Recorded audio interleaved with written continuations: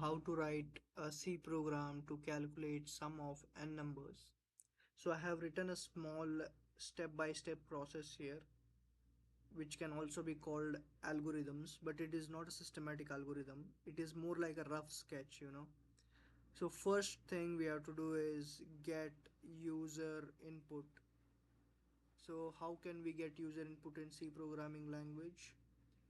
We will use a function called scanf, which I will be introducing to you in a few minutes. Then we will have to iterate until up to that number from 0,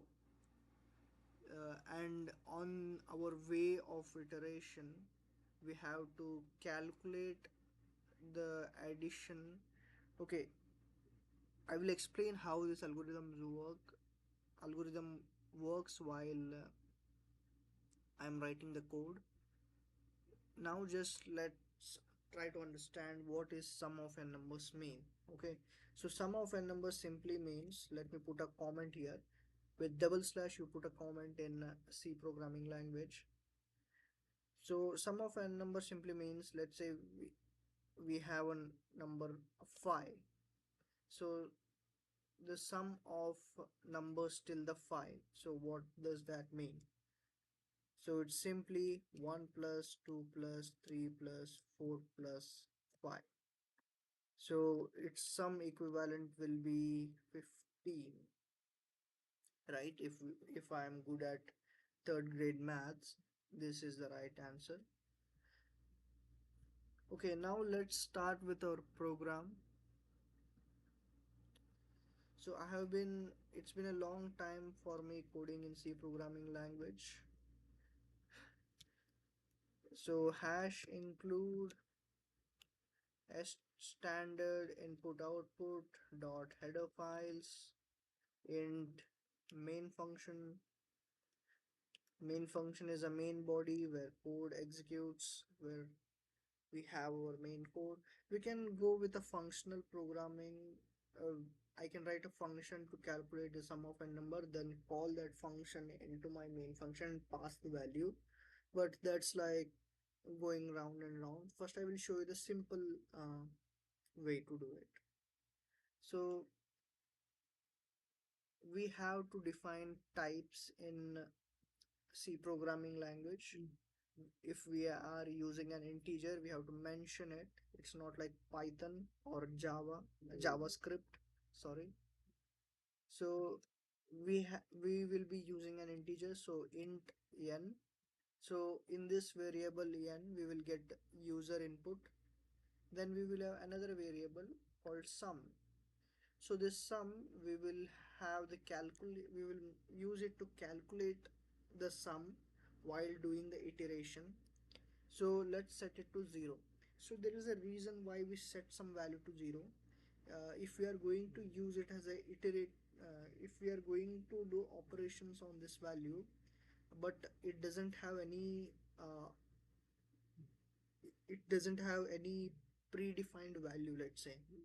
So it will be set to some garbage value, which is a non-zero number, which may be 0, but uh, I read it in a ANSI C program book that it will be set to a garbage value, and uh, it is it is a bug.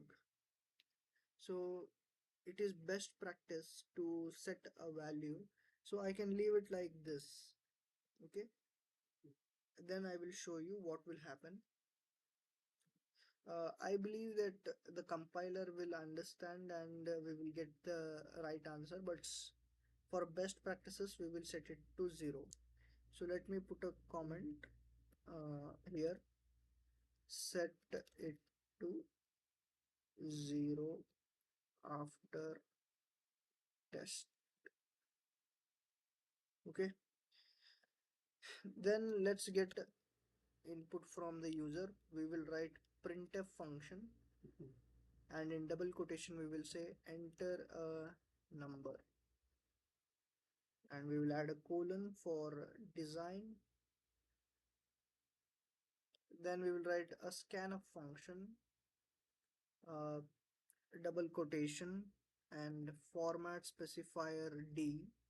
We use D for integers. We also use I for integers, and there is a slight difference. You can Google the difference. Uh, and we will use ampersand n. So ampersand n meaning the address of the n variable. So the whatever input we will be getting from here, we will store it in the address of n. So you will understand this symbol if you learn about pointers. Then now let's write a for loop. For is a iterative. For is a looping statement. It's not a function as per my knowledge. It is a iterative statement as by definition. So what it does is it helps us iterate, do something in a looping manner again and again. So we will set a value of I, int I equal to 0. It is going to be our iterator. This is the value which will help us go from one number to another number. Then we will go up to I until it is equal to n value. If so, this is a condition where um, when I is less than n, the condition will be true and the loop will continue until the condition becomes false. So I plus plus will increment the value by 1 after every loop. So at the starting of the loop, the value is set to 0. After the first iteration loop, the value of I will be 1. If you use a code editor like VS Code, I believe we also have debugging here, but I haven't used it. But I have used a debugger in VS Code. If we use debugger in VS Code, you can see the updation of these values. You can give it a try. Then we will write this sum equal to sum plus I. So for mathematical students, it is looking like some joke, right? But what we are doing is, first we will see this side. First the operations will be done and they will be stored in the value of sum. So how this iteration will go, let's let me explain it to you. So first our sum has nothing, but our I is set to 0. So nothing plus nothing will be 0. 0 will be stored in sum. We are assuming that. But there is a problem of garbage value yet. If we set it to 0, then we can be sure that sum will be 0. Okay. Then after the first iteration, as I said, I value will increase. I value will, let's say, become 1. And when it becomes 1, so what is 0 plus 1? It's 1. So 1 will be stored in the sum. Okay. Now I value will become 2, but the value of sum is 1. So this value is 1 and I value will be 2. So the sum will become 3. So are you getting the pattern now?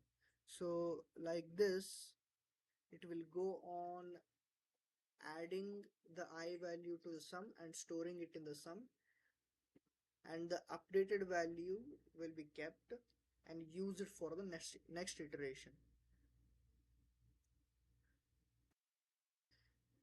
Okay, now we are one step away from completing this program. Just to print the value of the sum at the end, sum of n, let's put a colon for better design purpose, and print the value of sum. So we have made one mistake. We have to add a %d here, small d. So let's save it. Here go to build, compile current file. There is a problem. What is the problem? Hash include. stdio. Okay, I have made a mistake in the spelling of include. Lu. Okay, include stdio dot h. Okay, now it will run without a problem. Come, let's compile it. Okay, I didn't give a semicolon.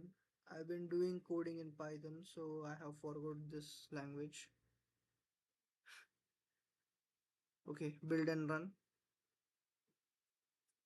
Let's give a value of 5. So the answer should be 15 as we saw in the example. Our answer is 15. So what we can do is to try it out. What I will do, I will take this print statement. I will put it inside a loop. Now you can visualize what is happening in the code. So let's recompile it and build and run. Let's take a value of 5 again. Okay, let's add a new line /n uh, for better visualization. Okay, again we have to build and run. Now I will take value of 5.